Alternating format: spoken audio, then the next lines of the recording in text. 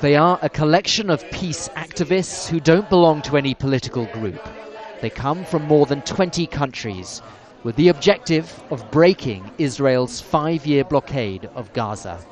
They hope to sail later this week in defiance not just of Israel, but also the UN Secretary-General Ban Ki-moon and the Americans, who've called the flotilla plan irresponsible and provocative, much to the fury of a prominent American writer who's taking part. I am going to Gaza because my government has failed. It has failed us. It has failed to understand or to care about the Gazan people.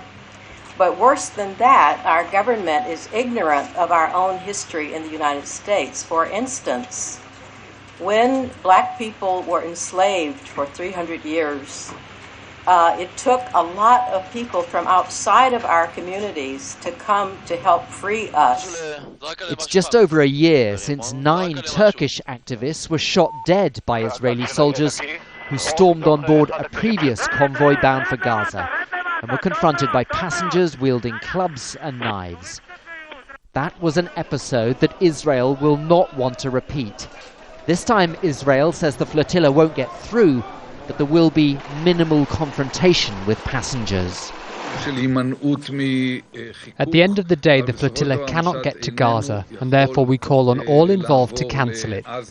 We determine in such a case of any kind of confrontation or damage, the responsibility lies with the participants and organisers of the flotilla. Meanwhile, in Gaza, there have been protests calling on the international community to guarantee protection for the flotilla. The cargo on board includes medicines and a fully equipped ambulance. Amongst the activists, members of parliament from France, Sweden, Norway and Spain. Barnaby, Al Jazeera, Athens.